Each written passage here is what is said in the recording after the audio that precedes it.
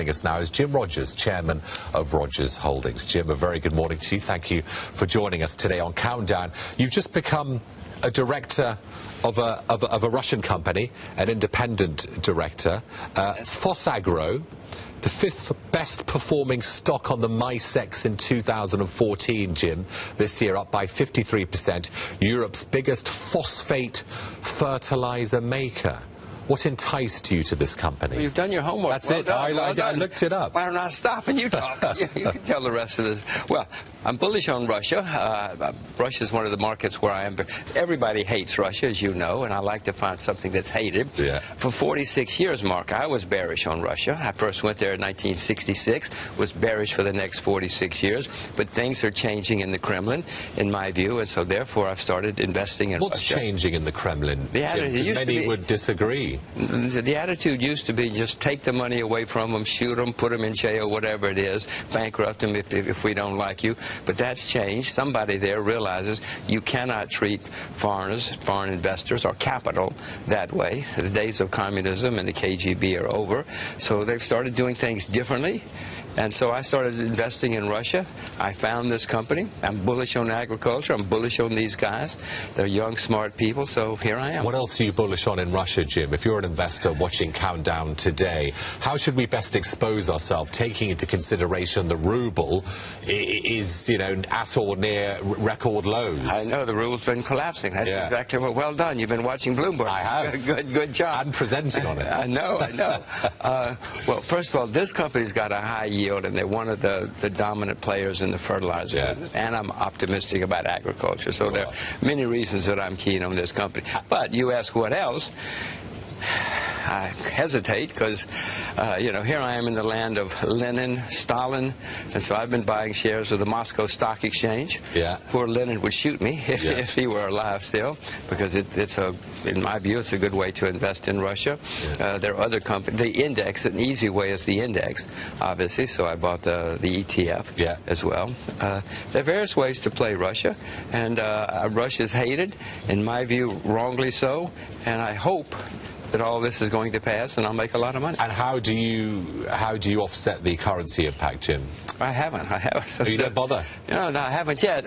You know, and if you look at Fosagro, for instance, you know, the stock, basically, if it weren't for the ruble, the stock would be up a lot this year. Yeah. And most things would be up a lot this year. The ruble has been the main problem with the Moscow stocks, the Russian stocks. Can Russia withstand ongoing sanctions, Jim? I mean, the central bank last week or week before said the economy will be flat next year. To some, that's an optimistic call.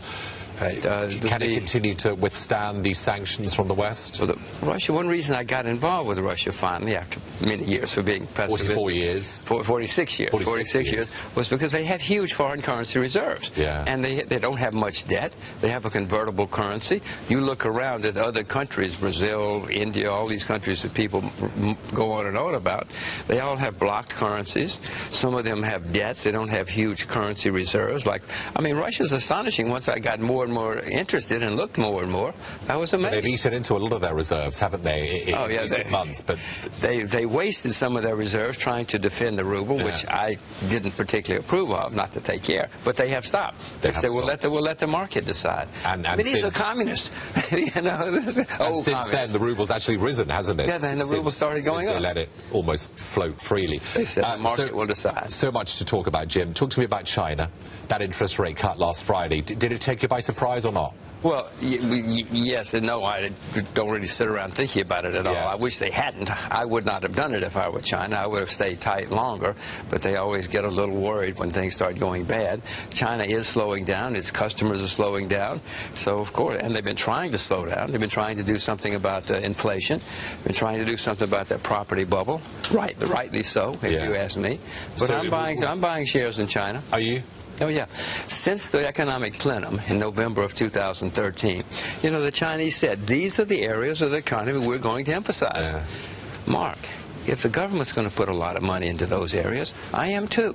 They got more money than I do. They're smarter than I am, so I'm investing with them. What else are you buying, Jim? I know you've been a big fan of commodities, and that's a given. Well, agriculture, as I said before, Fox Agro is an offshoot of partly of my interest in Russia and of agriculture. Japan, let's see, the markets that I have been investing in this year. Yeah. New things are Japan, Russia, China, agriculture. That's where I've been putting my money. Those are all depressed markets. Yeah, I mean, why would you buy the U.S. at an all-time high when you can buy Japan 60% below its all-time high, or China 60% below its all-time high? Do you buy into Abenomics, Jim, or not? Is it going to work, or? He's going to ruin Japan.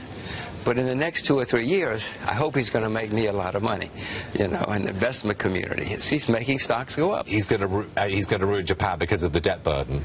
The debt, debasing your currency. I mean, everything he's doing is wrong for the next 20 years. But as the next investors, century. you can make money out of that. For this year, he's encouraging pension plans to buy shares. He's given tax incentives for individuals to buy shares. He's pouring money into the economy. All of this is good for stock market. It's not good for Japan. If you're 10 years old in Japan, you better leave. But if you're 30 years old, buy shares. Jim, final line. Give me a line on the Eurozone. Jim's take on the Eurozone. Give me a takeaway line, your last line. Buy Japan. Buy China. Buy Russia.